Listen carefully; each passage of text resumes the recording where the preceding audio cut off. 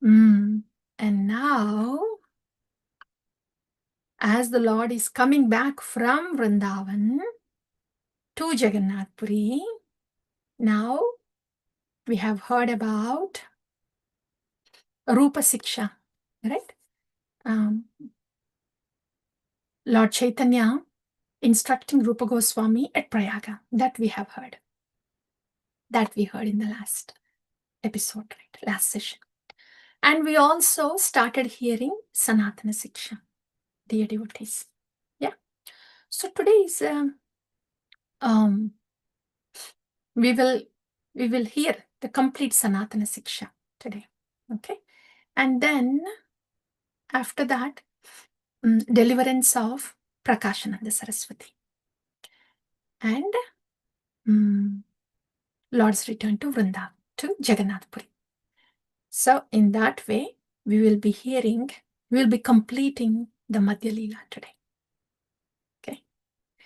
So before starting the Katha, we will take darshan of our beloved deities, the Gaudiya deities, and then continue to offer prayers.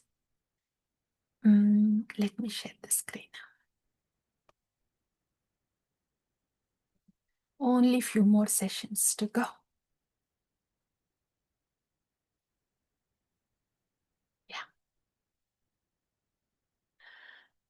Jayatam suratau pangor mama mandamater gati masarvasvapadam bhojau radha madana mohanam.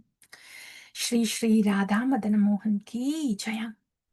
Sambandha Acharya Srila Sanatana Goswami ki jaya. Divyad Vrindaranya Kalpadrumadaha Srimad Ratnagara Simhasanastau Srimad Radha Srila Govinda Devam Preshtalibhi Sevyamano Smarami. Shri Shri Radha Govinda Dev ki jayam. Abhideya Acharya Srila Rupa Goswami ki jayam. Shriman Rasarasarambhi Vamshi Vatatatastitaham Karshan Venu Swanair Gopir Gopinata Shriyestunaha. Shri Shri Radha Gopinath ki jai. Prayojanacharya Srila Raghunath Das Goswami ki jai. And this one, we will bring it up. This we will need. Yes, we'll get this thing ready. Yeah, the prayer will continue as our external services are going on. Praying to the Lordships and to Sri Gauranga Mahaprabhu that our internal bhajan gets started and continues. Gauranga. So, dear devotees, we heard about Rupa Siksha last time. So, the difference between Rupa Siksha and Sanatana Siksha, both in the Rupa Siksha, Sambandha Abhideya Prayojana is outlined there also. But in the Abhideya, the process of bhakti, the mellows of devotional service, that were explained more to Rupa Goswami. And based on these teachings from Sri Chaitanya Mahaprabhu, Srila Rupa Goswami wrote Bhakti Rasamrita Sindhu. And the continuation of Bhakti Rasamrita Sindhu is post-graduation of Bhakti Rasamrita Sindhu is Ujjvala Nilamani. So that is all the process of Abhideya, the mellows of devotional service. So that aspect of Abhideya is given more to Rupa Goswami, the Rasa Shastra part. Yeah. So that is in Rupa Siksha. In Sanatana Siksha, we will hear, as we have already heard, again, Sambandha Abhideya Prayojana. It is outlined already. But what we will hear is, now we will see, outline to ho gaya, outline is given, but the sambandha aspect and the sambandha data aspect and the stages of bhakti, they were given here. We hear there is a little overlap. Here also stages of bhakti, and also in Rupa Siksha also there were stages of bhakti outlined. But again, in the Rupa Siksha, the mellows of devotional service are very detailedly explained. And that's why I'm saying Ujjvala Nilamani. Those are the complete depth of the mellows of devotional service. Not just until the sadhana bhakti, until prema, like that. Beyond the prema, what are the mellows of devotional service? That's all by the Abhideya Acharya Rupa Goswami. So here in Sanatana Siksha also we will hear something about the Abhideya. We will also hear about the stages of bhakti, all that. So the process is outlined here. But different mellows and the depth of the mellows are given to Rupa Goswami, which were put together in Bhakti Rasamrita Sindhu and Ujjvala Nilamani, like that. So here in Sanatana Siksha, we will be hearing about the Sambandha aspect between the Jiva and Bhagavan. No, Bhagavan and Jiva. Sambandha. So we have been hearing about Bhagavan. So far, we have heard about the Nama of Bhagavan. See, you will see this. Yeah? Yeah. So the Nama of the Bhagavan, yeah, look at this. So the ages of the Bhagavan, the pastimes of the Bhagavan, the authority of the Bhagavan, the opulences of Bhagavan, and the beauty of Bhagavan, sweetness of Bhagavan. That's what we have heard so far about Bhagavan in Sanatana Siksha, until the sweetness of the Lord, sweetness of Krishna. Yeah. And now, what we will hear is, so up until now, these are the aspects of Bhagavan that we have heard. Now we will hear about the Swamsha of Bhagavan, means different expansions of Bhagavan. That we will hear, okay, today. After that, now coming to Jiva. Sambandha is between Bhagavan and Jiva, right? So in Jiva, the types of Jiva, Nitya Baddha, Nitya Mukta Jivas, we will hear about that. Why is Nitya Baddha? Baddha, captured by Maya. So we will hear something about Nitya Baddha Jiva, a lot about Nitya Mukta Jiva. Because it is this Nitya Mukta Jiva, this is the sadhu, a Bhagavata, Mahatma, sadhu, who is a Sambandha Dhata. The glories of that sadhu we will hear today. Okay? So that we will hear. And after that, we will hear the outline of bhakti. Same thing, starting from Shraddha till Prema, like that. Just an outline of bhakti. So this is what we are going to hear today, dear devotees, in Sanatana Siksha. So, as we just heard about Bhagavan, we heard about Bhagavan's ages, Bhagavan's pastimes, and Bhagavan's authority, opulences, beauty, and sweetness. The next one is the expansions of Bhagavan. So here, Swa-amsa of Bhagavan. Here, it's not detailed here, but in the very beginning of Adi Lila, that was, we touched upon that. So we will look at the chart too, but before that, we will recite the prayer of Srila Krishnadas Kaviraj Goswami. Vande Shri Krishna Chaitanya Devam Tam Karunarnavam Kalau Apiati Gudeyam Bhaktiryena Prakashitam Vande Shri Krishna Chaitanya Devam Tam Karunarnavam. O Chaitanya Deva, you are Karuna Arnava, ocean of mercy. Why? Kalau api ati ghudeyam. Though this is Kali Yuga, ati ghudeyam, most confidential aspect of bhakti. Ati ghudeyam bhaktir. Yena prakashita, you have illuminated. Ha Gauranga. So, Gauranga Mahaprabhu, he illuminated directly and he illuminated through his devotees. Rupa Siksha, Sanatana Siksha, Raya Ramananda Samvada, through Prakashananda Saraswati Samvada, Sarvabhauma Bhattacharya, through all of these.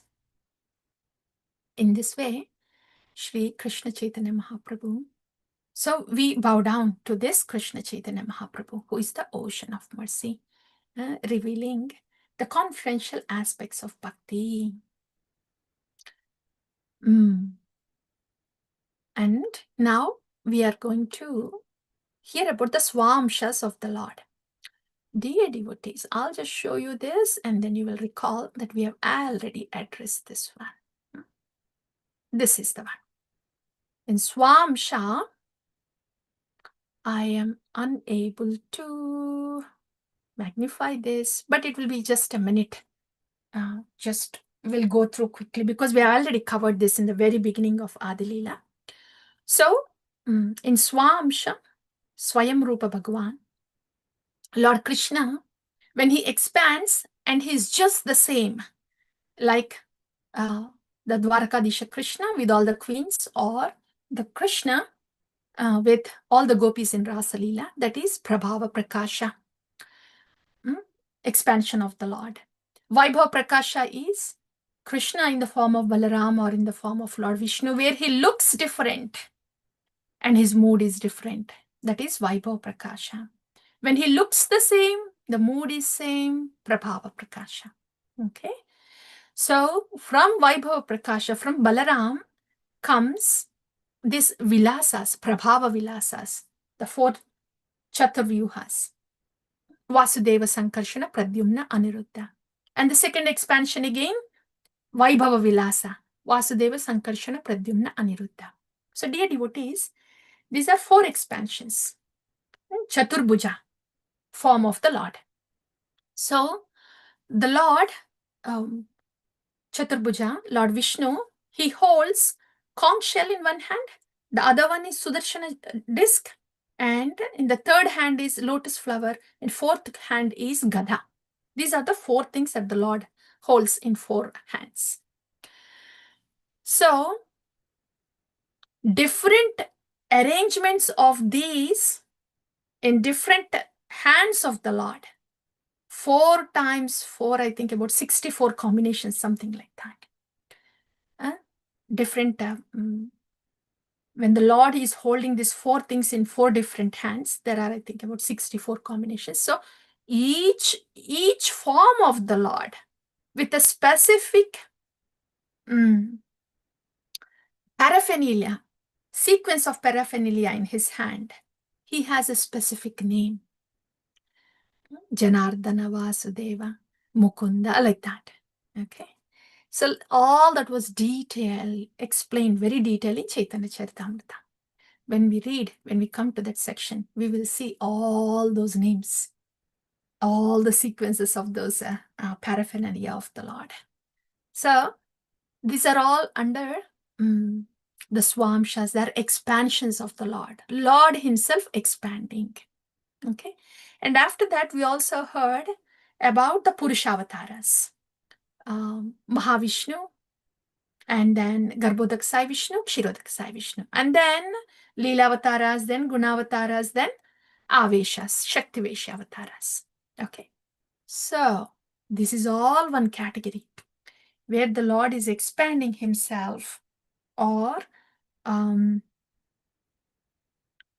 big portion of the Lord is empowering, as in Avesha Avataras. So this is all Swamsha. Okay. And the next one here, yeah. So the next one is Vibhinnamsa. In Krishna's expansions, one is Swamsha, the Lord directly expanding. Vibhinnamsha. This Vibhinnamsha is the marginal potency, which is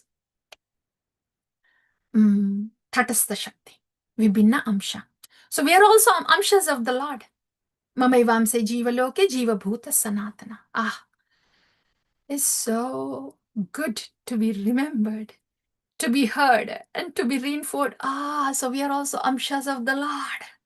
We are not separated. But we are Vibhinna Amshas of the Lord. Yeah. So this Vibhinna Amsha of the Lord is also called Jiva, Jiva Shakti. There are two kinds of Jiva Shaktis. One category is Nitya Mukta, the other category is Nitya Bandha. Nitya is eternal. Eternal is almost cannot be calculated. So eternally liberated souls, eternally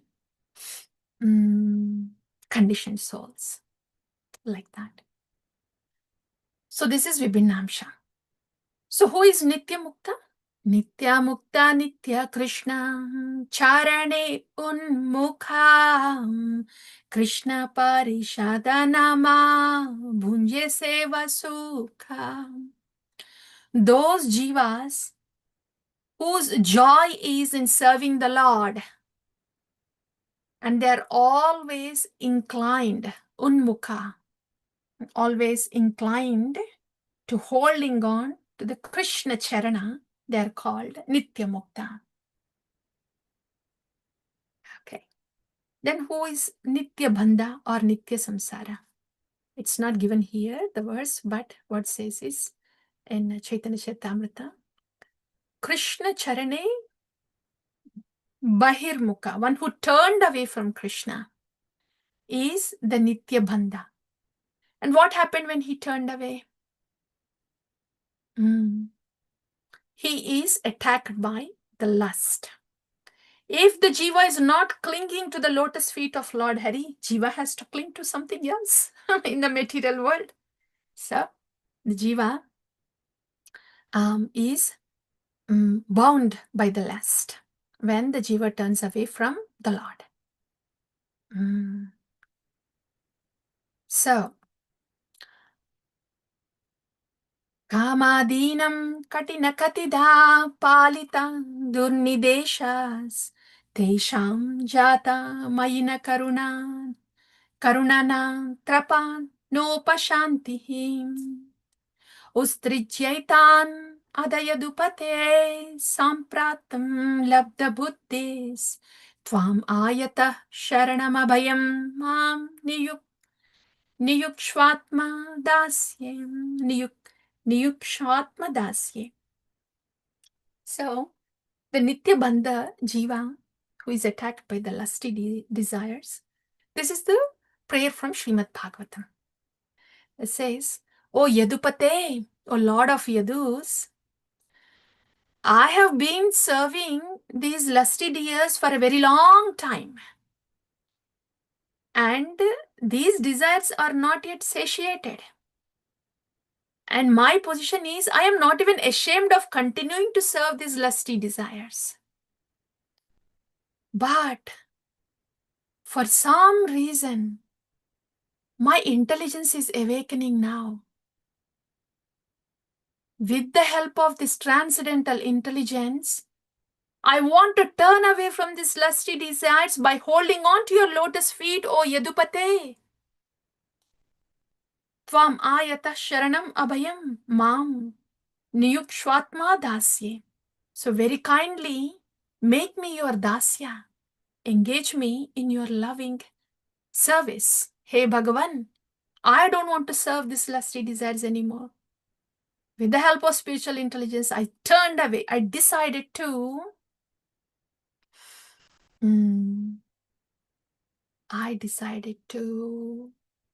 not respond to the demands of lusty desires, but hold on to your lotus feet, Ho Yadupate.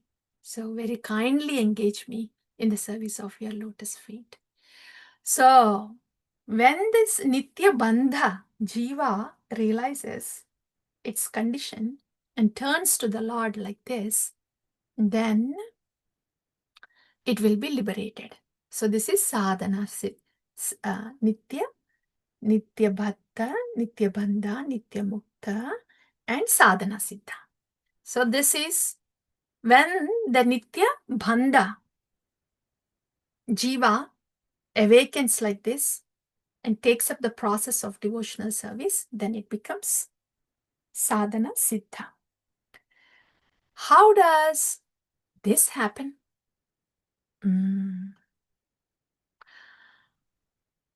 Krishna nitya dasa jiva taha boli gela yehi doshe maya tara galaya bandhila tate Krishna bhaje kare guru rasevana maya jala chute paya Krishnera charana. Amritam, Chaitanya Charita Amritam. Krishna Nityadasa Jivataha Buligela Ei Doshe Maya Tara Galaya Bandila. When the Jiva is actually Krishna's Nityadasa. But when Jiva forgets this, the moment Jiva forgets this, then Maya immediately chokes the throat of the Jiva. Then how to get out of this precarious condition? Choking. Maya is choking the Jiva. Jiva is Krishna's Nitya Dasa. Happy, eternal, joyful, Bhritya of the Lord. Joyful Bhritya of the Bharta. Jiva is Bhritya. Bhagavan is Bharta. Bharta means sustainer. Bhritya means dependent. What is this Jiva trying to do here?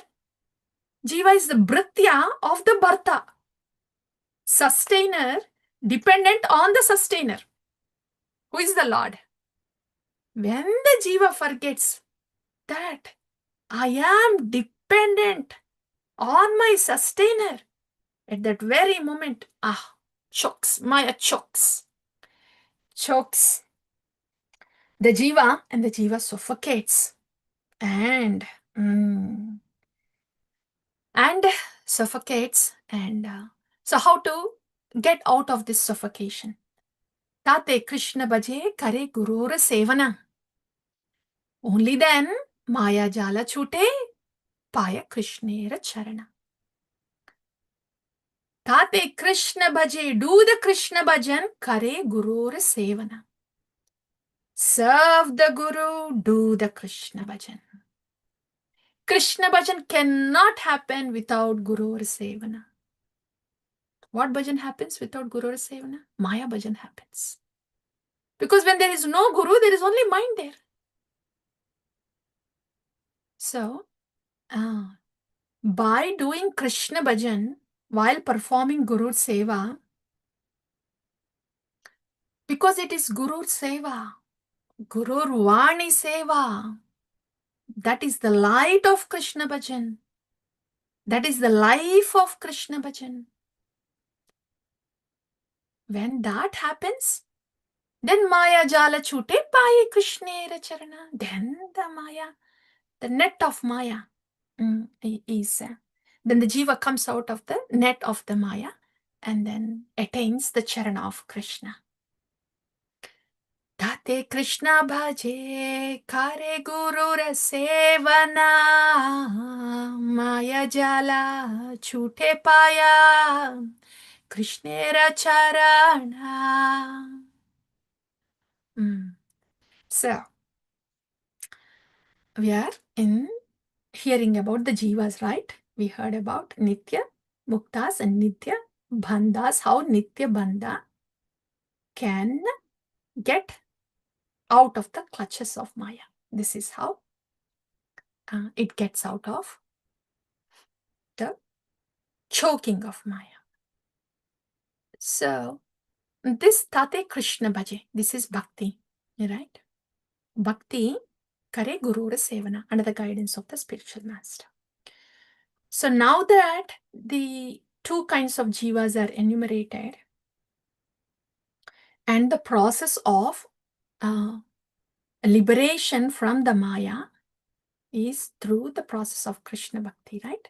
So now glories of Krishna Bhakti are enumerated here. How without Bhakti, even the Jnana or Yoga or Karma, they are all non-attractive. And not only non-attractive, Naishkarmyam apyachyuta bhavavarjitam na shobhate jnanam alam niranjanam kutah punah shashvata bhadramishware nacharpitam karma yadyapi akaranam. So, even the karma, yoga, jnana, any of these things, na shobhate, they don't look, they don't appeal without bhakti. That's one thing. And the jnana, yoga, karma, any of those, though they are different processes, they cannot be performed without an element of bhakti in it. So they cannot stand on their own. Jnana, yoga, karma. Bhakti has to be there. That's Mishra Bhakti. Okay, that's second thing. But bhakti can stand on its own. It doesn't need jnana. It doesn't need yoga. It doesn't need karma. Bhakti can stand on its own as an independent limb. So that's what is described here, the superiority of Krishna Bhakti. And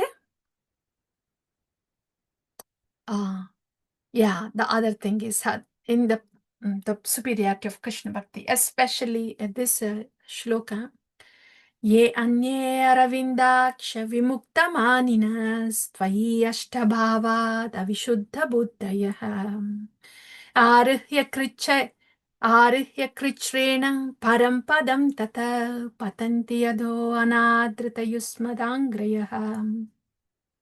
How jnana cannot stand on its own. Like the Mayavadis, they think they have merged into the Brahman, but because they do not have this bhakti vasana,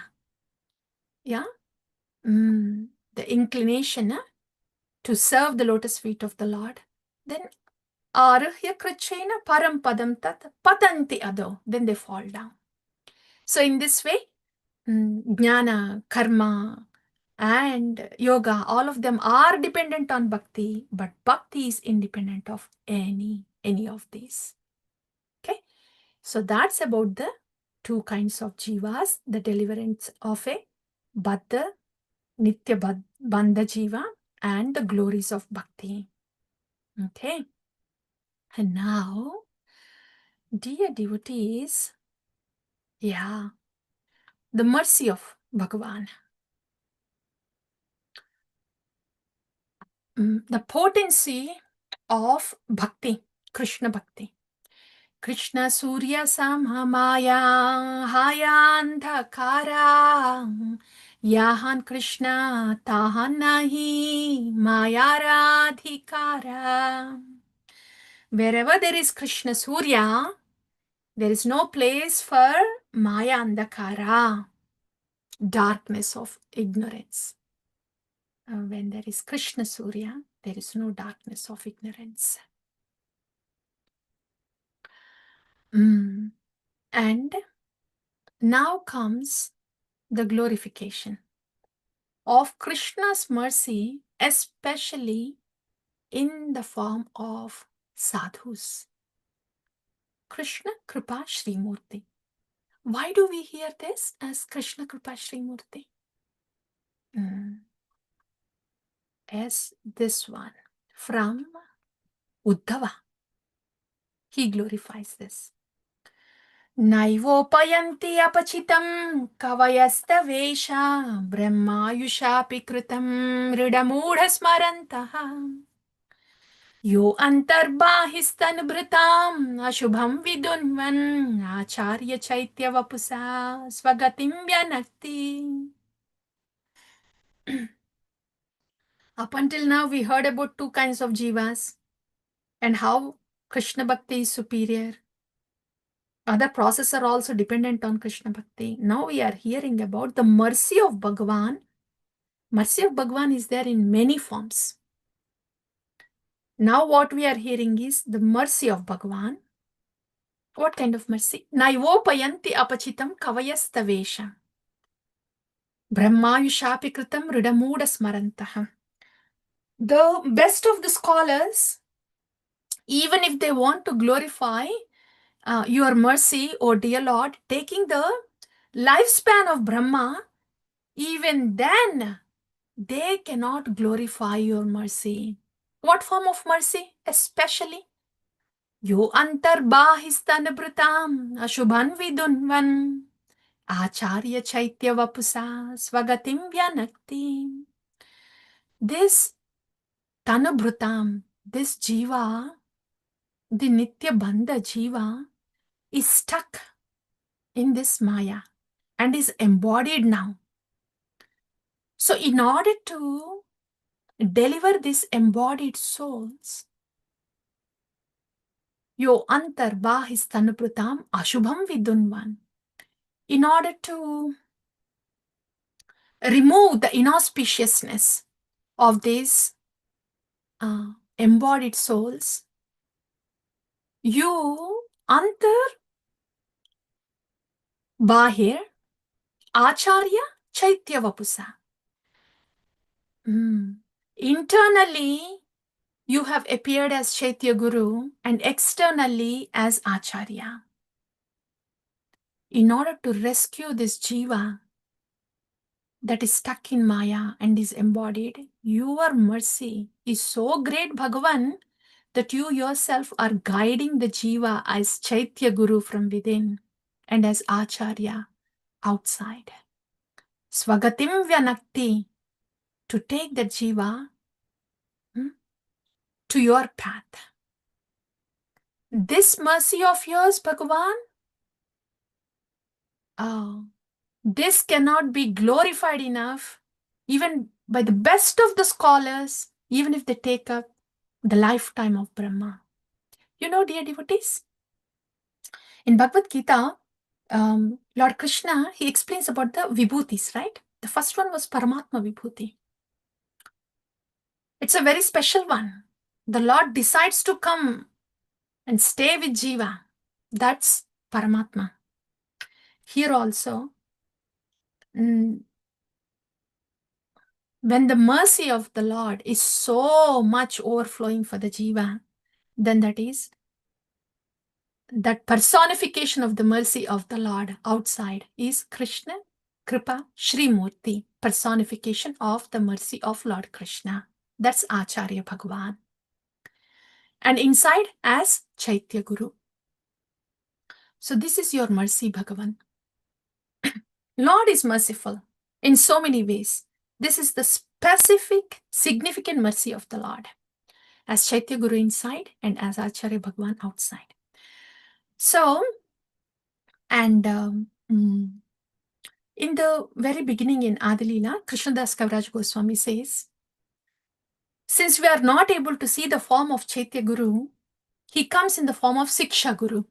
He says that when he explains about the 5 tattvas, 6 tattvas. Yeah.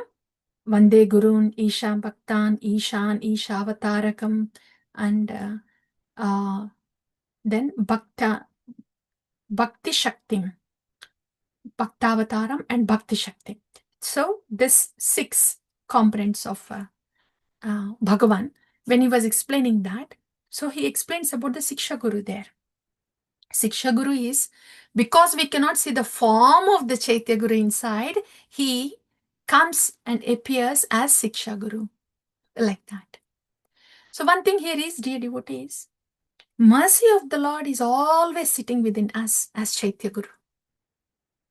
So initially, if we cannot relate much to the personalities outside as Krishna Kripa Sri Murti, We know Chaitya Guru is inside. The Lord is inside. Chaitya Guru is inside. Yeah. So this Chaitya Guru guides the jivas. And how can we hear Chaitya Guru? How do we know that it's the guidance of Chaitya Guru?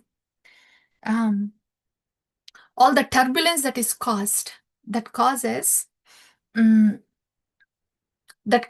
pain and perturbance is mind. That which gives us the peace and assurance. Yoga Kshemam Vahamyaham. That's Chaitya Guru. So, but the confirmation of the Chaitya Guru is given by the Siksha Guru outside. Otherwise, we would just go, especially when we are influenced by the modes, when we are not able to differentiate between the mind, voice of the mind or voice of Chaitya Guru, then it's the confirmation that is given by Siksha Guru. So there is no difference between Chaitya Guru and the Siksha Guru. Siksha Guru here is the pure devotee of the Lord, Krishna Kripa Shri Murti. Yeah. So, and this is important to know, dear devotees. The mercy of the Lord coming as Krishna Kripa Shri Murti Acharya Bhagavan. Okay. And so why is this form of mercy as the Acharya Bhagavan, the sadhu? Why is so important? Sadhu sange Krishna bhakti shraddhaya dihaya bhakti pala premahaya samsaraya yakshaya. With the sadhu sangha. And again, when we are hearing this word sadhu sangha in Chaitanya Charitamrita in the Shastra, who is a sadhu? First of all, Kardamam Lord Kapila explains. Titikshava karunikaha suhrudo sarvadehinam ajata shatrava shantaha sadhava sadhu bhushanam. He is a sadhu or she is a sadhvi. Who is titikshava karunikaha suhrudo sarvadehinam ajata shatrava shantaha. One who has these qualities. So one who has those qualities is sadhu. Doesn't necessarily have to be devotee. A Mayavadi also can be a sadhu. If he is titikshava, he is tolerant. Titikshava, karunikaha. If he is kind, ajata shatrava, he has no enemies around. Shantaha, always peaceful. Titikshava, karunikaha. Suhrudo, friendly to all living beings. A Mayavadi also can be a sadhu. Then how do we define that? A devotee sadhu. Sharanagata bhakta mukhya lakshana. Sadhu is somebody who is totally dependent on the Lord. So a Sharanagata Bhakta is the sadhu here. So then we also hear, right? Sadhu Sangha means, then how about the other devotees? All the glories of the sadhus that we are hearing are all about the pure-hearted Sharanagata Bhaktas. And any of the Vaishnavas that are purified enough and are taking us towards this pure devotees, sadhus, they fall in the category of Guru Tattva. But the sadhu word is meant for this Sharanagata Bhaktas. Okay. So when there is association of this sadhu sanghe, then how to do Krishna Bhakti? Shraddha in Krishna Bhakti will awaken. Sadhu sanghe Krishna Bhaktya Shraddha Yadihaya. When that faith increases in Krishna Bhakti because of the association of the sadhu, then Bhakti Pala Premahaya, Krishna Prema is obtained, and Samsaraya Yakshaya, and the misery of the samsara will go away. This is why Sadhu Sangha is crucial, is important. And this will clear us beyond doubt what Krishnadas Kaviraj Goswami means by Sadhu Sangha. Rahuganayeta tapasana yati na chaidyaya nirvipanat grihadvam na chandasayeva jalagni suryai vinamahat padarajobhishekam. This Mahat Bhaktas, this sadhus.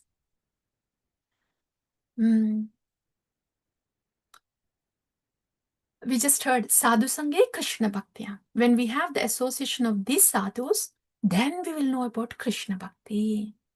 That is the only way to know Bhakti. Bhaktistu Bhagavat Bhakta Sangena Parijayate. It is not cooked in the mind. It is not speculated in the intelligence. It is not read in the books. It is not browsed online. Bhaktistu Bhagavat Bhaktena. Bhagavat Bhakti Sangena Parijayate. Bhakti from the heart of a devotee is the only reason for somebody else to get bhakti. So the source of bhakti is the heart of a devotee. The bhakti that we all have now is because of the bhakti that Srila Prabhupada was carrying in his heart. And from his heart, it is transferred. It's transferred to all of us. So bhakti has come from the heart of Srila Prabhupada. It's not because of our tapasa. It's not because of Rahuganayeta tapasanayeti. It's not because of our austerity. It's not because because somebody does a wonderful deity worship or performs their Varnashrama Dharma very perfectly, or is very scholarly and can recite the Vedas and is very austere and can do the tapasya in the burning, in a hot sun, putting burning fire around. All these things just because somebody can do any of these things. All these are not ordinary. They're extraordinary. But they will not give bhakti. It is only the food dust. Vina mahat padarajo abhishekam. It is only the food dust of the mahat bhaktas. The bhakti in the heart of the bhakta is given. So bhakti comes only from the bhaktas of the Bhagavan, not otherwise. So those are the sadhus. So this is Mahat Bhaktas, Sadhu Sange. Sadhu Sanga, Sarva Shastre Kaya, Lava Matra, Sadhu Sange, Sarva Siddhihaya. And this kind of Sadhu Sanga, even Lava Matra. Lava is like split of a second, like that. We take that example, right? When Prabhupada came here in the airport, fraction of a second, when somebody had just glanced at Prabhupada and saw, oh man, he's effulgent. That impression they had, then they would search and see who this person is. And then they would come to know, oh, so this is Hare Krishna. And then it will take them further. All this is happening because of Lavamatra Sadhu Sangha. That effulgent devotees. Even the Lavamatra Sadhu Sangha. Sarva Siddhihaya gives perfection. Even the moment of time spent with the sadhu. And so what about our sadhu sangha when all of us devotees get together? When we all get together, we don't come up with our own ideas. We don't do any other talk. We hear about the sadhus, the Acharya Vani, Prabhupada Vani. We hear from them. We hear from them. We assimilate from them. Yeah? We assimilate the sadhu Vani. Devotees get together. The purpose of devotees getting together is to assimilate the sadhu Vani. So in this way, all of us devotees getting together, the Vaishnava Sangha is important and precious because we are assimilating the sadhu Vani, Vani of the Acharyas, like that. So,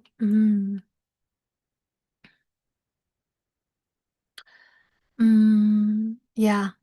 So that is about the glories of Krishna's mercy in the form of Krishna Kripa Srimurti, the sadhus, Mahajanas. And what is Shraddha? What is Shraddha? Shraddha Shabde Vishwasa Kahe Sudruda Nishchaya Krishne Bhakti Kaile Sarva Karma Kritahaya. What is Shraddha? Shraddha is this. The word Shraddha means one who has Vishwasa Kahe Sudruda Nishchaya. When one has this Vishwasa, that just taking up to unalloyed devotional service of the Lord, pure devotional service of the Lord, just that is enough. Sarva karma kritahaya. Nothing else is needed, just the unalloyed devotion of the Lord. All the other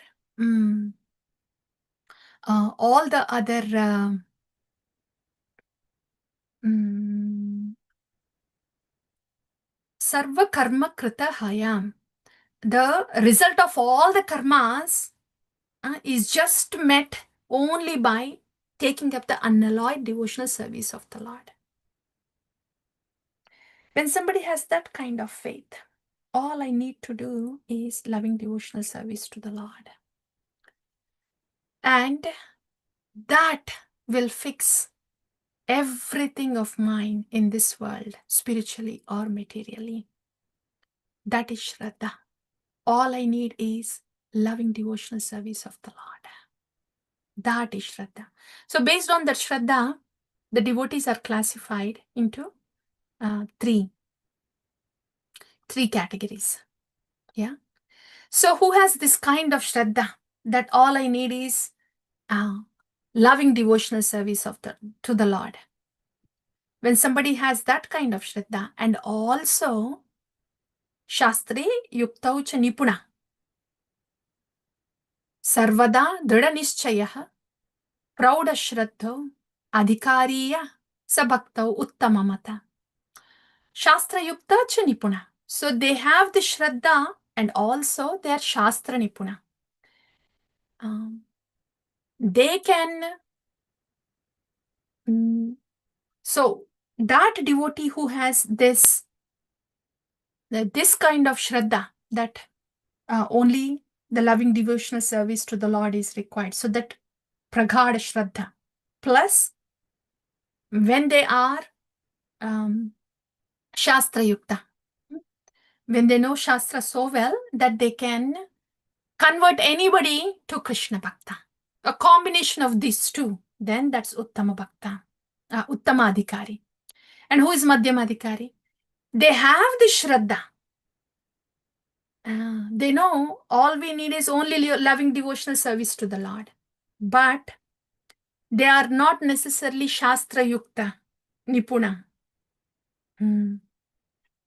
So they are not so well versed in Shastra that they can convert anybody to Krishna Bhakta. So that's Madhyama Adhikari. So they do have Shraddha. And who is Kanishta Adhikari? Yo bhavet komal shraddhaha sa kanishto nigadyate. Once komal shraddha, very fragile. I don't know. I'm doing this bhakti. I am chanting, but I don't know how far it can get me through. I don't know how much it can help me. I have my own struggles in my life. I don't know how much of this chanting can help me. I don't know how much of this bhakti can help me. That is almost no Shraddha, right? But still the bhakti is going on. So bhakti is going on, but no great Shraddha. That is Komal Shraddha. That's Kanishta Adhikari. Okay. And next, based on the attachment to the Lord, the devotees are again classified into Uttama Bhakta, Madhyama Bhakta, and Prakrita Bhakta. So, who is Uttama Bhakta? Sarvabhuteshu ya pashyet bhagavat bhavam atmanah bhutani bhagavati atmani yesha bhagavatottamaha. Bhagavatottama, Uttama Bhagavata, who is seeing Krishna everywhere and everybody in Krishna. They can only see Krishna everywhere at all times. Yomam pashyati sarvatra sarvam cha mayi pashyati. Tasyaham na pranashyami sachame na pranashyati. Always with Krishna. That is Uttama Bhakta. Ah, just the definition of Uttama Bhakta is so good to hear. That's Uttama Bhakta. Always with Krishna. Seeing everybody in Krishna and everything in Krishna. That's Uttama Bhakta. Then Madhyama Bhakta. Ishvare tadadineshu balisheshu dvishataucham prema maitri krupopesha yah karoti samadhyamaha. Madhyama adhikari. Madhyam Bhakta is for Ishvara there is prema. And tad adineshu there is maitri. There is friendship with the devotees. Balisheshu kripa. For the newcomers and neophytes, they have mercy on them. And dvishatsu. For those who are envious, then they are upeksha.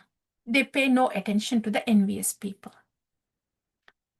If somebody's behavior is like this, then that devotee is a madhyamadhikari. Who is prakrita bhakta? Archayam yeva haraye pujam yashraddha Shraddhaya ihate natad bhakteshu chanyeshu sa bhakta prakrita smritaha. Only seeing the Lord only in the deity. That's all. Seeing Bhagwan in the deity. But natad bhakteshu cha anyeshu. But there is no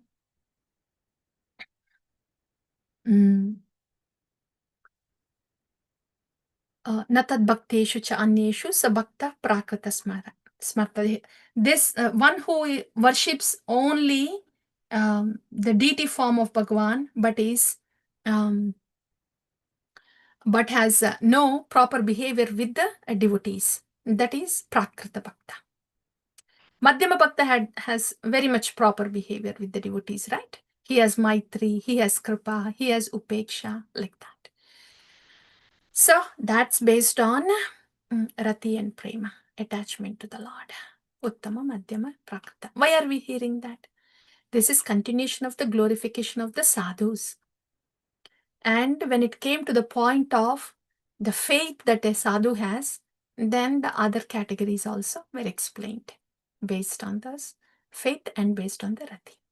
Okay, now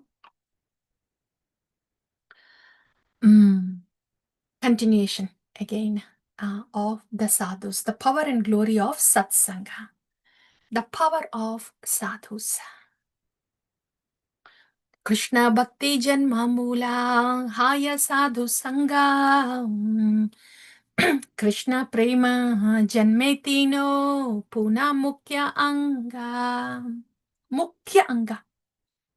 Dear devotees, sadhu sanga is this. One complete and simple definition is to be internally associated with a sadhu, sadhuvani, and externally being in the association of the devotees around. Because the externally when we are associating with the devotees, their sangha will help us get anchored to the sadhuvani, to have internal sadhu sangha. The key is to have internal sadhu sangha. But it's the association of the other devotees when we get together, then that will help us to have anchor of the sadhuvani inside. So internal sadhu sangha and external Vaishnava association. So that's the root cause of Krishna Bhakti. If there is one thing that we have to have to be in Bhakti for lifetime, that is sadhu sangha and sadhu sangha, association of the devotees. Only with the association of the devotees, one will have some inspiration to chant. Only because there is association of the devotees, there will be some opportunity to do the service. Only because there is association of the devotees, there is an opportunity to get closer to the Acharya Vani, to have internal sadhu sangha. Mm. And this sadhu sangha awakens Krishna prema. And even half moments association is valuable. Half moments association, it's very clear, right? It has to be such a potent sadhu. And transcendental experience. Yes, this is very wonderful, dear devotees. Satam prasangan mama virya samvido bhavanti hrit karna rasayana kataha tajoshanadasau apavargavartmani shraddharatir bhaktir anukramishyati.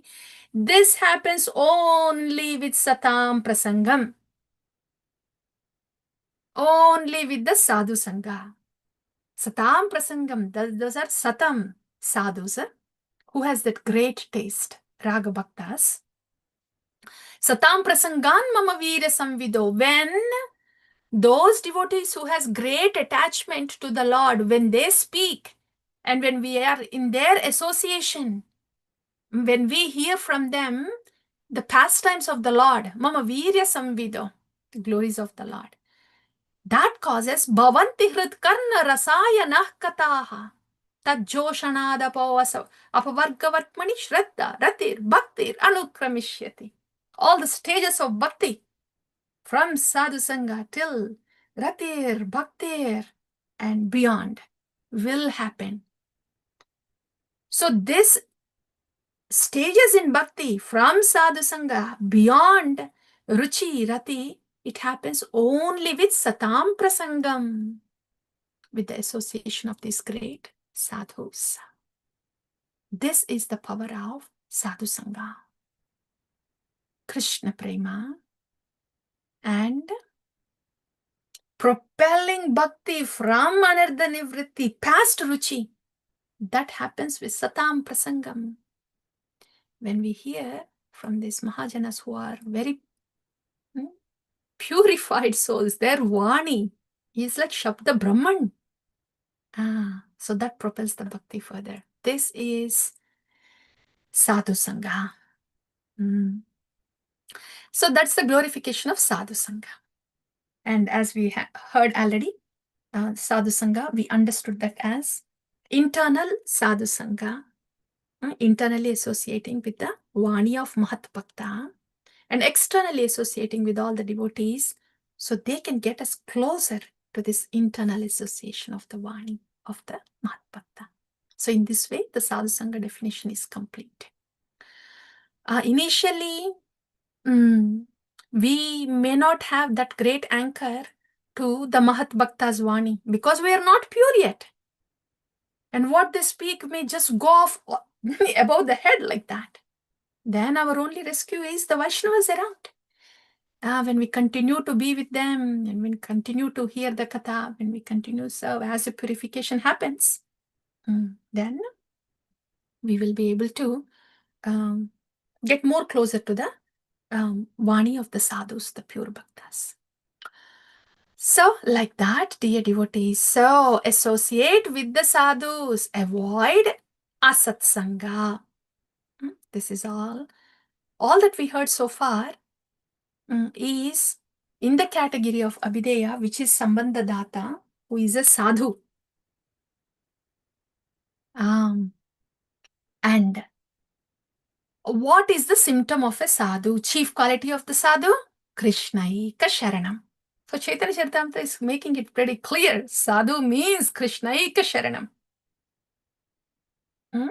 Vaishnava Sharanagati Bhakta Mukhya Lakshana. What inspires these sadhus to take Krishnaika Sharanam?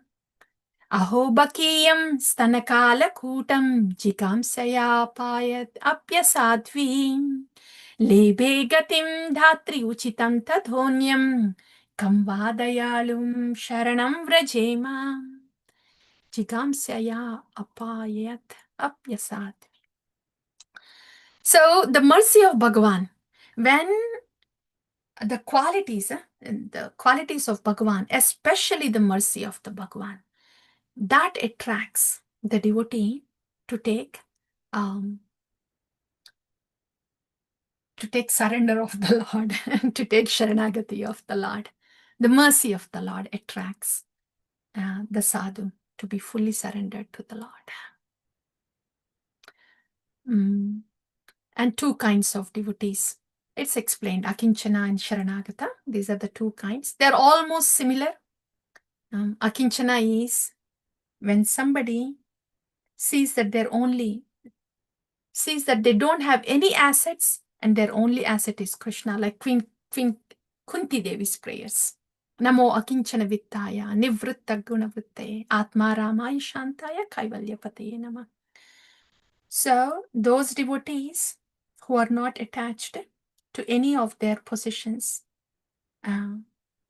only then they can be attached to Krishna. That's Akinchana Bhakti. Sharanagata Bhakti is that the Lord is all in all for the Sharanagata Bhakta. So that's a little difference, and it is said that Sharanagata Bhakta is more superior than a Akinchana Bhakta. So now that we are hearing about the Sharanagata Bhakta, how is the Sharanagata Bhakta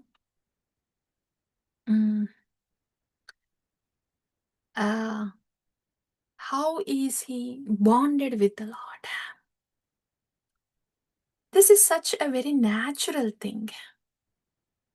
See, when we hear like this, Anukulasya sankalpam pratikulasya varjanam rakshisyati vishvaso goptrutve varanam tadam atmanikshepakkarpanye shatvidin sharanagati. When a devotee is wanting to do only those things that are favorable to Krishna, pleases to Krishna, and not do anything that does not please Krishna, when the devotee is naturally feeling, of course I have Krishna. Krishna is my only maintainer. He is my only protector. Yeah. And my only relationship is Bhagavan. He is the only Priti Vastu. When somebody has these moods and mellows towards Bhagavan, that is Sharanagata Bhakti. It's actually very natural. Right now we don't feel it that way. But when the heart is being purified by the Harinama, from the purified heart, these mellows come out. These are transcendental mellows. These are transcendental mellows. This is the difference between the transcendental emotions and material emotions. For a sadhaka, when the emotions come out, material emotions, they come and go. They cannot withstand the test of time. Sankalpa, Vikalpa, Ganatarala, like that. So those are the emotions that are born from the mind that is affected with aham karoti, ahamkara. But these mellows of transcendental emotions, they are born from a purified heart that is bonded with the Lord. Yeah. So that is, those are the mellows of Sharanagati, of a surrendered soul. Oh, what about us, huh? Since we are not there yet, we submit to this Sharanagata Bhaktas who are so pure-hearted and are bonded with the Lord. We get bonded with this Sharanagata Bhaktas because we are not so pure yet. We get bonded with this Sharanagata Bhaktas. They purify us. Their instruction purifies us. With the strength of their instruction, the Harinam will purify us. Harinam is a great purifier. But the purification of Harinam takes its full effect when we take the instruction of this Sharanagata Bhaktas. So that is our place, dear devotees. Yeah, that's all. So, and after that, so far we have heard about the glories of the sadhus and the Sharanagata Bhaktas and their mellows, transcendental mellows with Bhagavan. So that we heard. And the next part is, as we heard before, the process of bhakti. I'll show you this. Then you will be able to relate to this well. Where is that? Yeah, the whole process. Shraddha, Sadhu Sangha, Bhajana Kriya, Narta Nivritti, Nishta, Ruchi, Asakti, Bhava, Prema. This is also laid out here. And here in Sanatana Siksha, Chaitanya Mahaprabhu explains about the sadhana bhakti and raga bhakti. So sadhana bhakti is up until bhajana kriya anartha nivritti nishta. At the most, one can come to nishta with sadhana bhakti. And again, when this sadhana is done, because, not just because Shastra said so, but because a raga bhakta has endorsed this process. Yeah. Up until nishta. Yeah. And from the ruchi, this is all raga bhakti. Ruchi means taste. Raga is attachment. So this initial part, sadhana bhakti, is attachment to the process of bhakti. With great faith to the process of bhakti can bring one at the most to nishta. Then attachment not only to the process of bhakti, but to the raga bhakta. Attachment to the bhakta that is given to the process. That will take us to further stages in bhakti, ruchi, asakti, like that. Okay. So that's about the sadhana bhakti and about the raga bhakti that was also discussed. Okay. So the sadhana bhakti is Vaidhi bhakti. Yeah. And next, the 5 limbs, the 5 potent limbs in devotional service. There are 64 angas in bhakti, but 5 potent ones are sadhu sangha, namakirtana, bhagavad shravana, madhuravasa, Shri Murti, seva. Again, if we notice, it is only with sadhu sangha the rest of the angas can happen. Without a sadhu teaching us how to do namakirtan, what kind of chanting can we do? Without a sadhu explaining the tattva of the Bhagavan, what kind of Bhagavatam can we understand? Janma karma cha me divyam yomam vitti tattvataha. Tattva deham punarjanmana iti mamso iti Arjuna. Bhagavan should be understood in tattva. If a sadhu is not speaking Bhagavatam with the tattva, and then what kind of Bhagavata Shravana are we able to, are we doing? How much are we understanding about Bhagavan? And Madhura Vasa is living in Vrindavana. without the instruction of the sadhu, living in Vrindavana physically or living in Vrindavan in the heart is not possible. Vrindavan is present in the heart of a sadhu. And Sri Murti Sevaya, the Vigraha Radhana Seva. Without hearing who the Vigraha is and how to serve the deity, what Vigraha Radhana can we do? So in this way, the Sadhu Sangha, that comes first. But these are the 5 potent angas of bhakti. Our daily sadhana bhakti that Srila Prabhupada gave has this.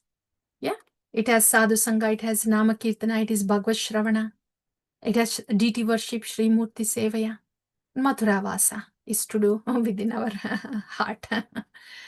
And who are able to live in physically is good, but when they are able to physically living, should lead to internally living also. And physical living is not possible, then internal Madhura Vasa.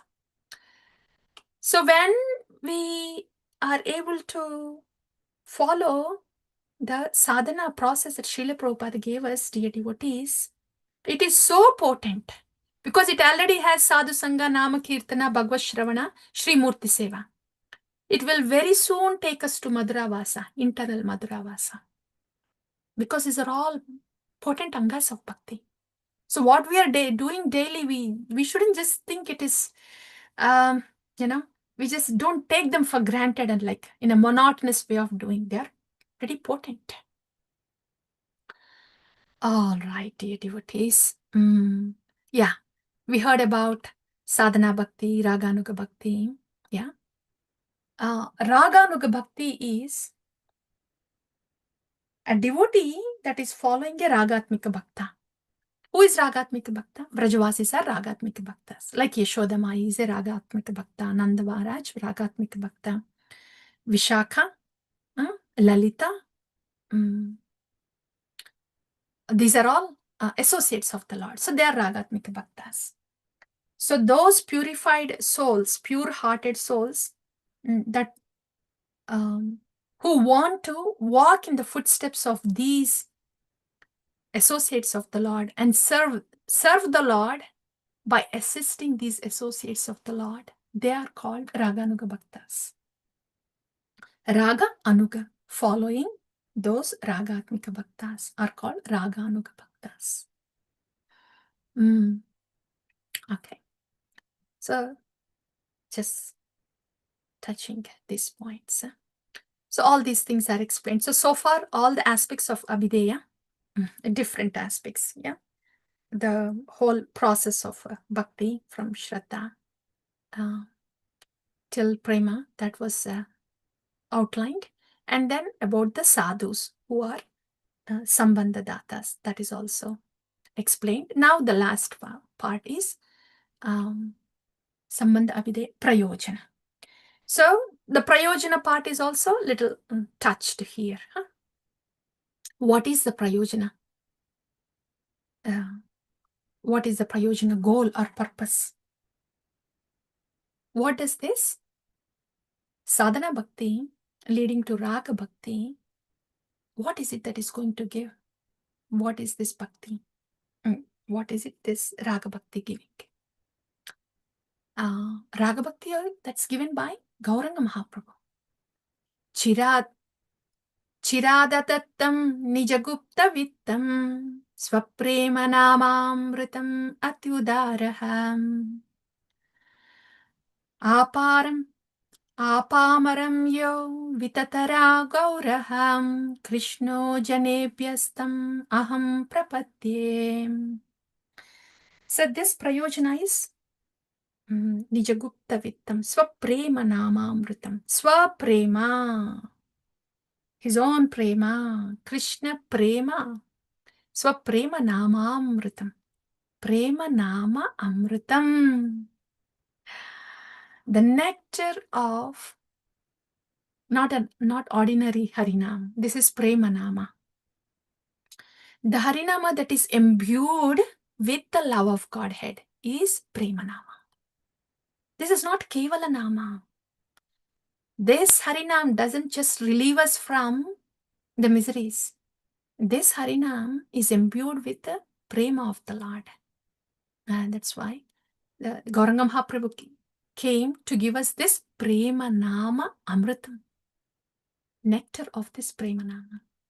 And this is Prayojana. Love of Godhead. Okay. Now comes here, because we are hearing about the love of Godhead. This love of Godhead is Prema here. You see it here, right? Just before that is Bhava. Bhava, Sthayi Bhava or Rati, yeah, all of them are here pertaining to this Bhava. So what are the characteristics of a person who is in this Bhava? Transcendental emotions, transcendental mellows. See, the transcendental mellows, they start from Ruchi, Asakti, and they get condensed here. But after the bhakti gets steadier by practicing it based on tattva, it's the tattva that gets our bhakti steadier, not the mind. So from the tattva, from the foundation of tattva, this rati attachment comes, and then the transcendental mellows, they come here. So bhava, how do we know that a devotee is in bhava? What are the symptoms? This is very beautiful, dear devotees, just knowing this. Like Srila Prabhupada.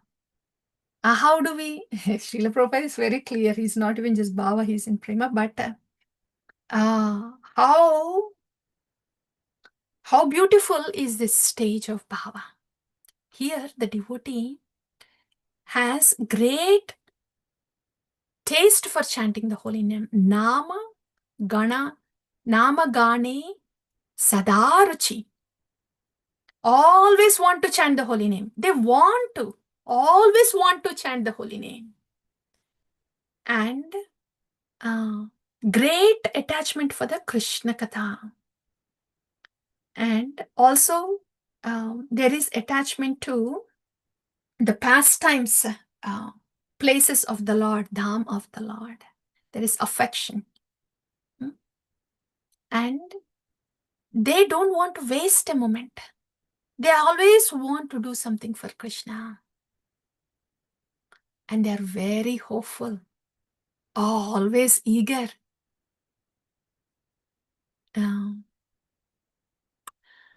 And by default, how will they be outside? They are very detached outside, and they are very forgiving. Manashunyata. False ego is just clearly absent. False ego is absent by the stage of ruchi itself. Otherwise, there will be no ruchi. In bhakti, there will be no ruchi if there is false ego. If we think we have ruchi in bhakti, and if we still have false ego, then we know that our bhakti is going on the mind platform. Because false ego is almost absent in ruchi. Otherwise, we will not be able to get to the stage of ruchi. So this devotee who is in bhava, clearly there is no false ego when there is such great attachment to the Lord. So Kshantiravyatra kalatvam viraktirmanashunyata ashabandha samutkanta namagani sadaruchi asakti tat gunakyani pritistat vasatistale. And that's great attachment to the Lord. 0 ahamkara. Only mamakara. Mamakara to Guru and Krishna. That's bhava. Okay. And pass this prema. Dear devotees, we have heard about bhava. This is Krishna prema. Pass this prema. By this time, past this prema, the human body cannot really take it. So this is after the vastu.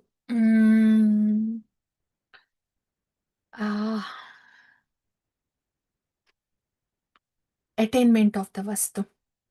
Prema and vastu siddhi. Yeah. Vastu siddhi means now the devotee is born in a Bhauma Vrindavan where the Lord's pastimes are happening. So in them, what is happening? How much attachment to the Lord is present in these devotees? So all these stages, dear devotees, it is like this. So sugar cane hai, right? If we take sugar cane, there is sugar in the sugar cane. But you really have to squeeze hard with the teeth to take that sugar out. That is like stage of, maybe nishta ruchi. Actually, ruchi, not even nishta ruchi. Chewing the sugar cane and getting the juice out of the sugar cane is like ruchi. But the same sugar cane, when that is processed and you get the sugar cane juice out in the cup, asakti. Okay, this is sugar cane juice, but now you boil it and the crystals will form, the sugar cane crystals. Oh, that is a bhava. And now boil the crystals and then you make a sweet of it. It is called mishri. Yeah, mishri. That becomes prema. And you condense that even more. So condensed attachment and love for the Lord. What are those stages? Rati, prema, sneha, mana, pranaya, raga, anuraga, bhava, mahabhava. So these are the different degrees of attachment to the Lord. Yeah. But you see, here also the word bhava comes here. And here also bhava before prema. That's why This particular stage here is generally called Rati or Sthai Bhava. And this is Bhava here. And Mahabhava. This is Srimati Radharani. So that's all, dear devotees. That's about the Abhideya part outlining. And again, regarding Bhagavan again, Lord Krishna has 64 qualities. The 4 qualities that are unique to the Lord are Lila Madhuri, Prema Madhuri, Venu Madhuri, Rupa Madhuri. And the 60 qualities that are present in Bhagavan officially as Vishnu, there are 60. And 55 qualities, 55 of those qualities are present in Lord Shiva, and 50 of those qualities are present in Brahma and other jivas. All those 50 qualities are present in maximum in Brahma, is the secondary creator. And those 50 qualities can be present in other living beings also in varying degrees, a little bit like that. So these are the different qualities of the Lord and his Jiva Shakti. So, and Srimati Radharani also has 25 qualities that Lord Krishna is very attracted to. 25 transcendental qualities of the transcendental queen. Okay.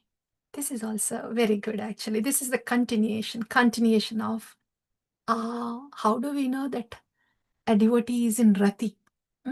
That's Sthai Bhava. We just heard, right? They are washed of all material contamination and they have great attachment to the Lord. That is the stage of Rati or Sthai Bhava. It's just so nice just to hear about those devotees.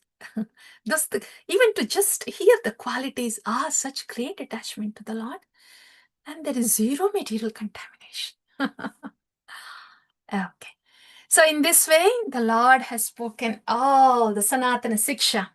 And at the end, after explaining all this, Gauranga Mahaprabhu says, okay, Sanatana, now I am instructing you to do these 4 things.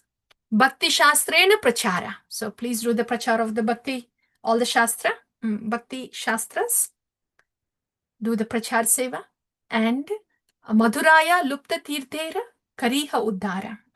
All the lost sites, Lila Stalis in Vrindavan. So please, please find those lost places, Lila Stalis. That, and the next one is Vrindavane Krishna Seva, to build the Madan Mohan temple. To do the Seva in Vrindavan, that is, Sanatana Goswami, he built the temple for Madan Mohan, and also Vaishnavachara. To please enumerate on Vaishnava Sadachara. This is the instruction given by Gauranga Mahaprabhu to Sanatana Goswami. That's why Sanatana Goswami wrote Hari Bhakti Vilasa. From there comes Vaishnava Sadachara. When we know Vaishnava Sadachara, then it will be easier for us and it will be natural for us to practice bhakti. Vaishnava etiquette is part of the Vaishnava Sadachara. So Hari Bhakti Vilasa gives the Vaishnava Sadachara. So in this way, all the teachings of Mahaprabhu that is given to Sanatana Goswami, they took their place in Hari Bhakti Vilasa. And of course, the other instructions are also there for Sanatana Goswami.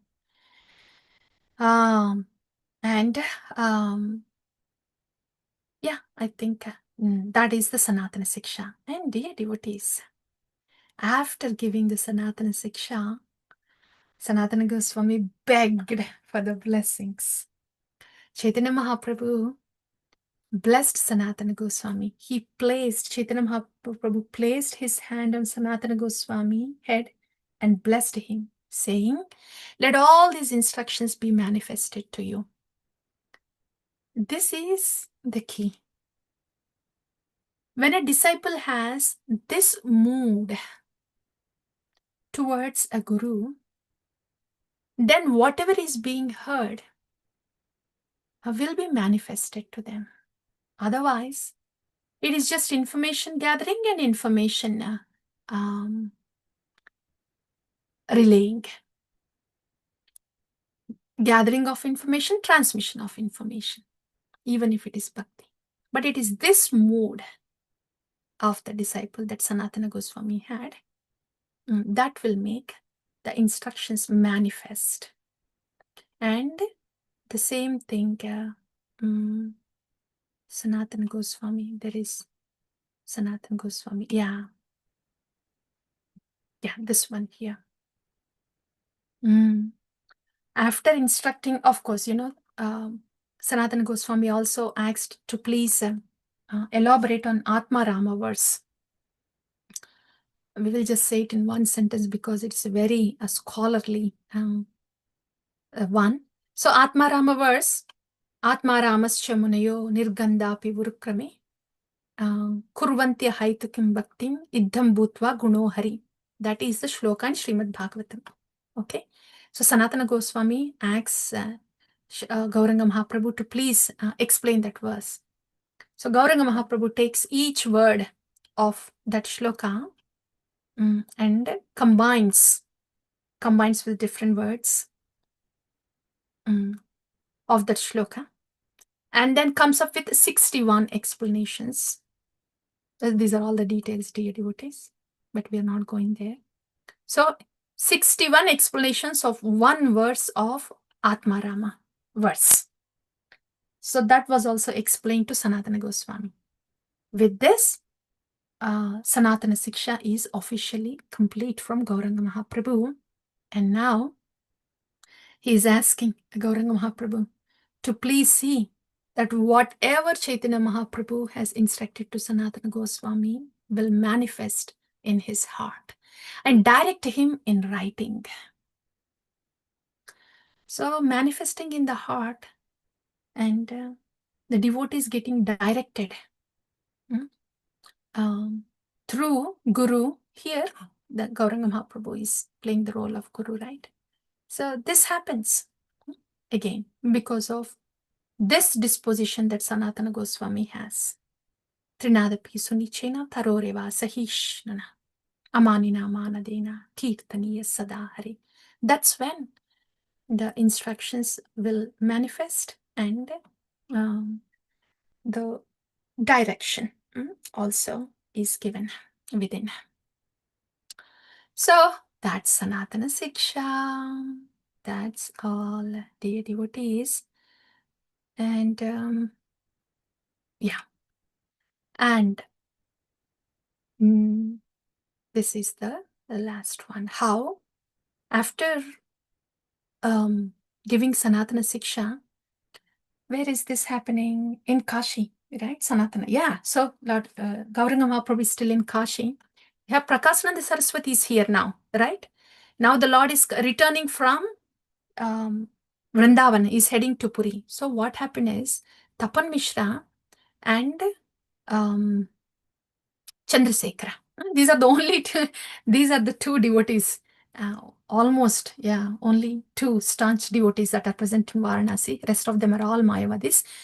But there was a Maharashtri Brahman that became the devotee of Gauranga Mahaprabhu when the Lord was on his way to Vrindavan, and he was eagerly waiting for the Lord to come back.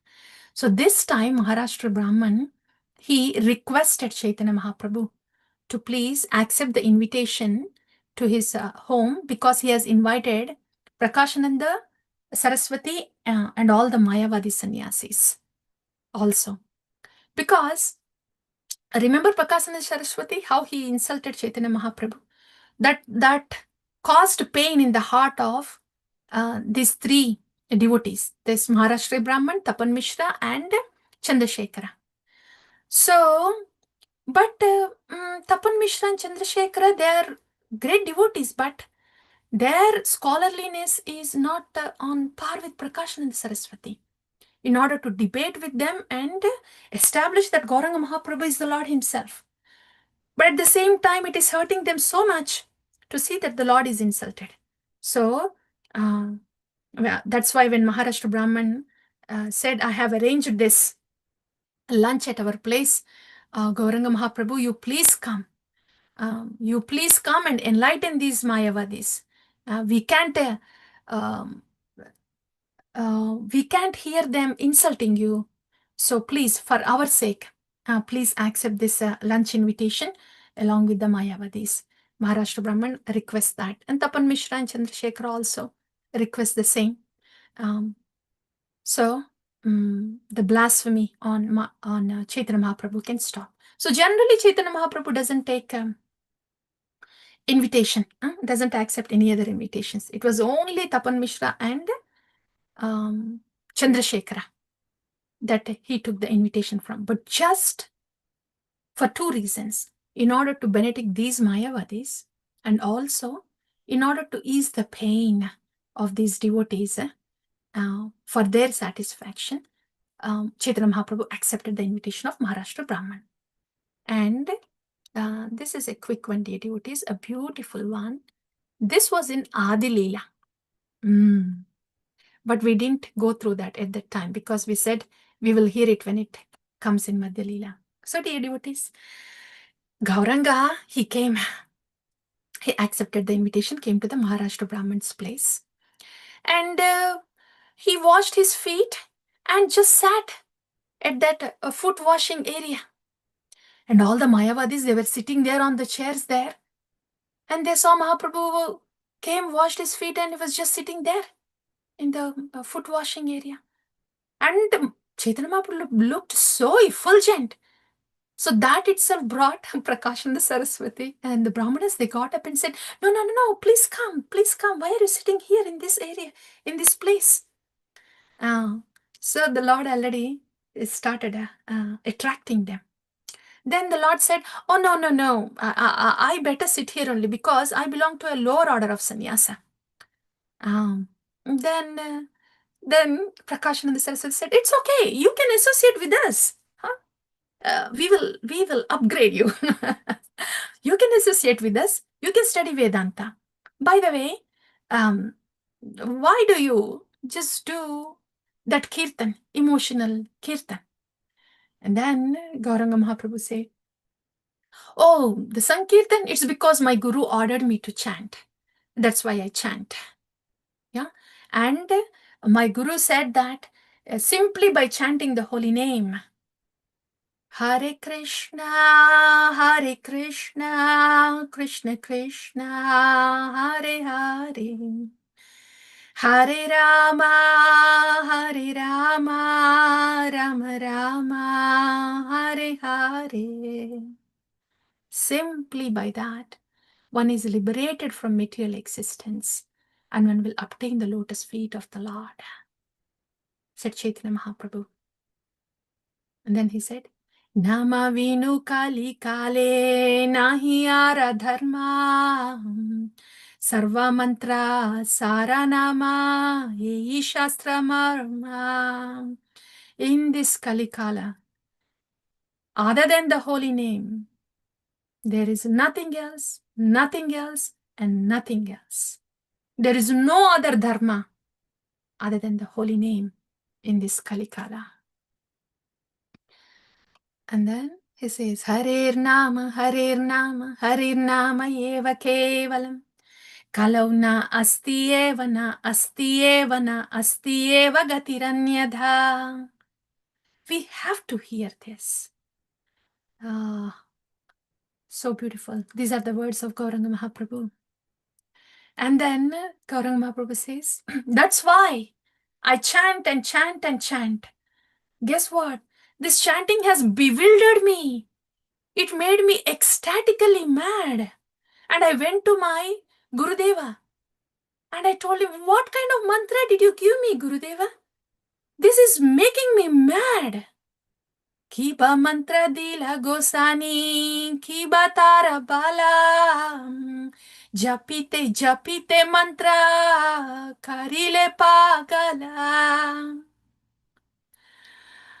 Then my spiritual master said, this is what is supposed to happen. This is what this mantra does. Anyone who chants this will develop bhava, said my Gurudeva, says Chaitanya Mahaprabhu. So, If japite japite mantra karile pagala is not happening with us, because this mantra is given by Gauranga Mahaprabhu and bestowed to us by our Gurujana. If japite japite mantra karila pagala is not happening to us, then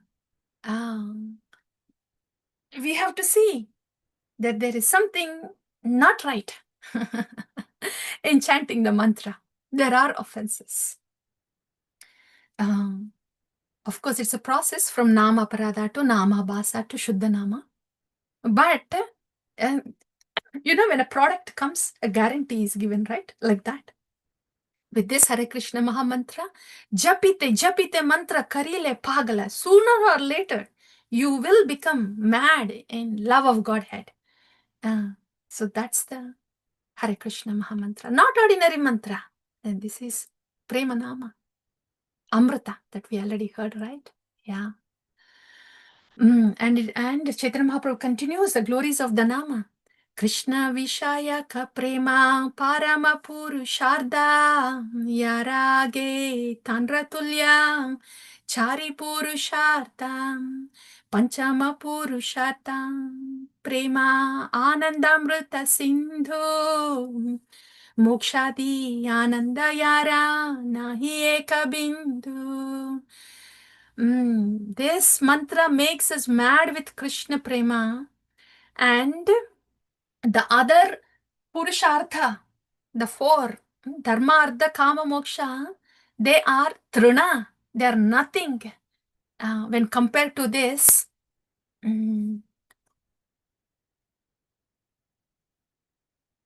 Karila, Pagala, when compared to this, Krishna Prema, Pagala. So, Chaitanya Mahaprabhu says, that's why I firmly believe my Guru's words, and therefore I always chant Hare Krishna, Krishna Krishna, Hare Hare, Hare Rama, Rama Rama, Hare Hare, Nirantara Krishna Nama. Krishna Name Ananda Sindhu Aswadana Brahmananda Tarage Katoda Kasama. This Mayavadi sannyasis heard. They were hearing when Chaitanya Mahaprabhu is speaking the glories of the Lord and how much ecstasy is there. And now Gauranga Mahaprabhu is saying, the ecstasy of love of Godhead is Sindhu, Ananda, Sindhu Aswadana, relishing the ocean of nectar. And this Brahmananda is like Katodaka Sama, they are like thorn pricks. Mayavadis heard that. They're like, what? Brahmananda is a thorn prick? And this Krishna, Prema Ananda Sindhu, it's like an ocean, nectarian ocean. What are we blinded, huh? How are we blinded so far? We are hearing something very new. So this has attracted the attention of Mayavadis. When Chaitanya Mahaprabhu gave this comparison, what Brahmananda is like Katodaka Sama, pricks of a thorn, and you're saying the ecstasy that one gets chanting this Harinama is an ocean, nectarian ocean? Okay. Well, I have other question. I hear that this chanting is nectarian ocean and you are relishing it. But why don't you read Vedanta? You're a sannyasi, right?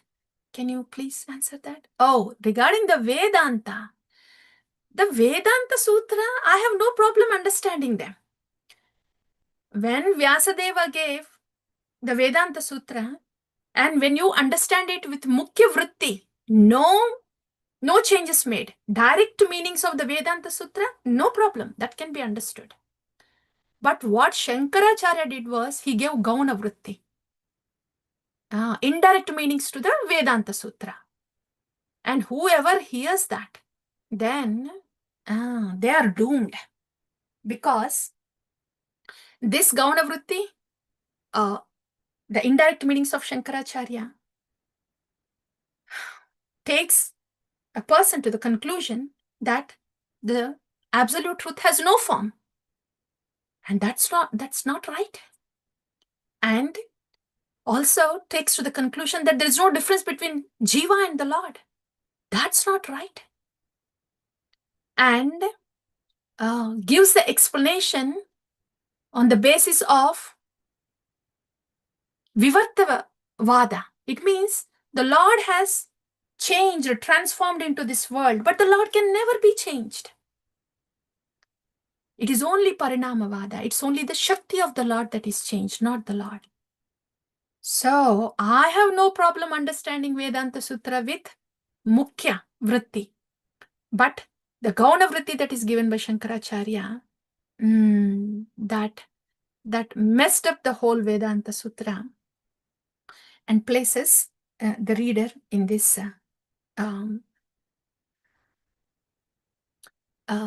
information which is not true. Yeah. So that's why we stay far from the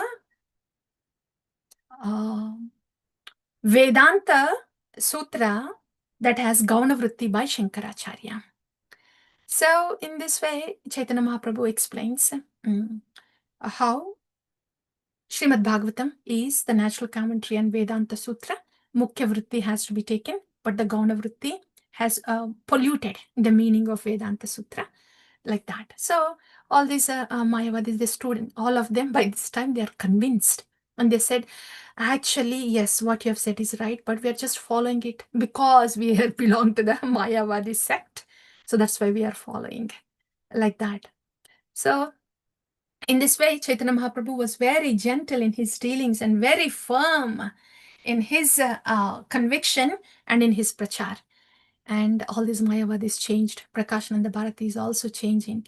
And then he asked, would you please explain then, if this Gauna Vritti is wrong, can you explain the Vedanta Sutra in Mukhya Vritti? Then Chaitanya Mahaprabhu explains, okay, this Vedanta Sutra speaks about Sambandha, Abhideya, Prayojana. And he explains about Sambandha, Abhideya, and Prayojana. Prayojana is Krishnera Charane Haya Yadi Anuraga. This is a very good one. Krishnera Charane Haya Yadi Anuraga.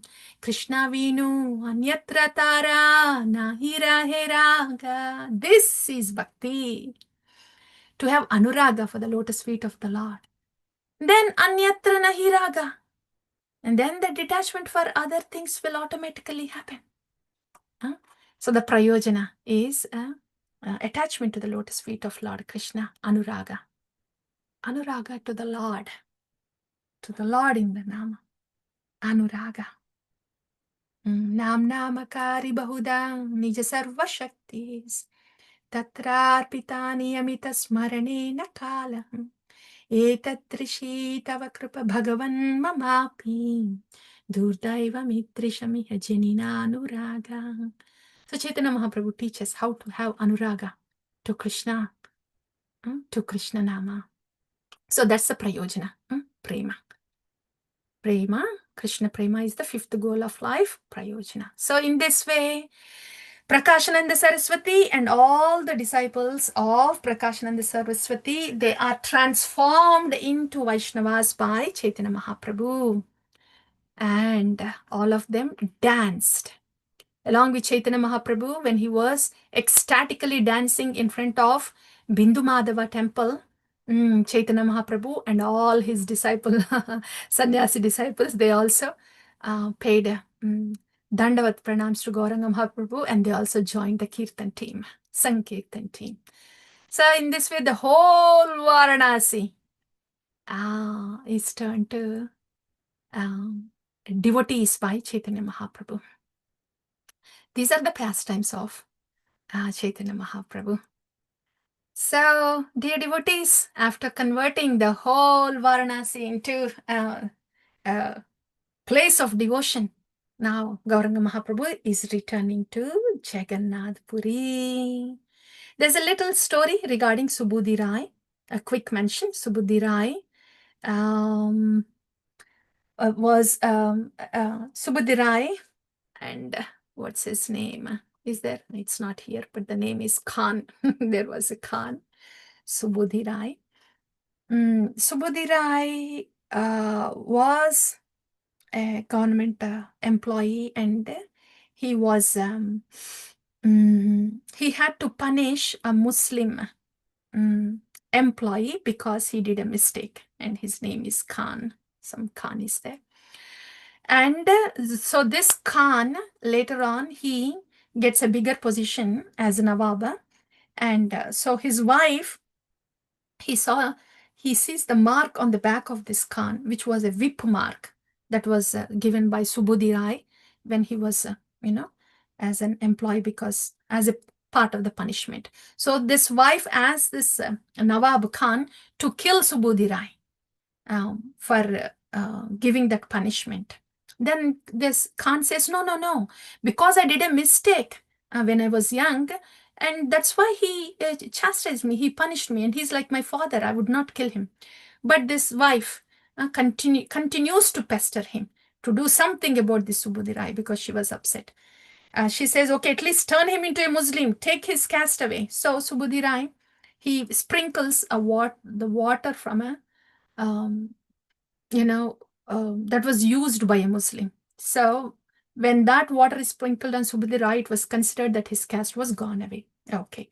Subudhi Rai takes this as an opportunity to just leave the family and go to Varanasi, and he comes to Varanasi and he asks the Brahmanas there, what do I do? So somebody just changed my caste by sprinkling water. Then they advise that you should drink hot ghee and give up your life because your caste is taken away. He says, oh my God. Then he goes for a second opinion somewhere else. And then the Brahmana says, no, no, no. And that's fine. We have Chaitanya Mahaprabhu here, so please go there and ask what you should do. There he comes. Subudhi Rai comes to Chaitanya Mahaprabhu. Chaitanya Mahaprabhu says, just go to Vrindavana and do Nirantar Krishna Nam there. So that's Subudhi Rai. That's how he goes to Vrindavan. And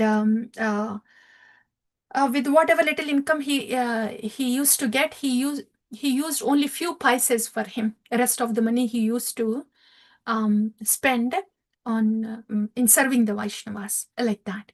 So Sanatana Goswami and Rupa Goswami, when they went back to Vrindavan, they stayed at Subudhi Rai's place also. And Subudhi Rai showed Sanatana Goswami and Rupa Goswami, he showed, he was a guide for them to take on Vrindavan Yatra, like that. So that's about Subudhi Rai and how about his services to Vaishnava, like that. So just a mention there. That's all, the devotees. And this is a little map. So after receiving Rupa Siksha, Chaitanya Mahaprabhu sent Rupa Goswami to Vrindavan, right? And so Rupa Goswami and Anupam, they went back to Vrindavan. And Sanatana also is also sent back to Vrindavan after giving Sanatana Siksha. But Sanatana Goswami, he went on the main road from Varanasi to Vrindavan. Rupa Goswami wanted to, did not find Sanatana Goswami in Vrindavan when he came. So he went on searching for Sanatana Goswami. And he took the path along the Ganga. So that's how Sanatana Goswami ended up coming to Vrindavan, but Rupa Goswami ended up going to Prayag, to Varanasi, and back to Chaitanya Mahaprabhu. After 1 month of stay in Vrindavan, this is how Rupa Goswami went from Prayag to Varanasi. And at Varanasi, stayed at Chandrasekhara's place, and then later met Chaitanya Mahaprabhu. That comes in Antya Lila in the next session. Rupa Goswami meeting again Chaitanya Mahaprabhu. Yeah. That's all, dear devotees. Yeah. I think there were very beautiful verses too. Wonderful, wonderful verses. But we don't have much time, so we'll pause here. That's all today. Yes, what did we hear? About Sanatana Siksha. And in Sanatana Siksha, we heard that the Sambandha, Abhideya, and Prayojana, all of them are laid out. Overview is given. But the Sambandha, Sambandha is between Bhagavan and Jiva. So, Sambandha about Bhagavan we heard about the age of Bhagavan, the pastimes of Bhagavan, the authority of the Bhagavan, opulences of Bhagavan, sweetness of Bhagavan, beauty of Bhagavan, and Swa-amshas of Bhagavan, right? And then coming to Vibhinnamsa, we heard about the jivas, two kinds of jivas, the Nitya Muktas and Nitya Bandhas, right? Krishna Unmukhas are Nitya Muktas, and they relish the service to the Lord. And Nitya Bandhas are one who turned away from Krishna, so they are captured by the lust. And by the process of bhakti, again, this conditioned souls, again, they are relieved from the clutches of Maya, that we have heard. And then with that, the glories of bhakti. Yeah, how the jnana, karma, and yoga, they are dependent on bhakti, but bhakti is independent, that we heard. And after that, the glories of a sadhu. In this context, we are hearing them as Sambandhadata, the sadhus, the Sharanagata Bhaktas, the glories of that Sharanagata Bhaktas. We heard about that. The glories of Sadhu Sangha. How we have to anchor inside with the Vani of a Mahat Bhakta Sadhu while we associate with the devotees outside. Like that. So that is Sadhu Sangha. We heard that. After that, the Sadhu Sangha and the Prema, Prayojana.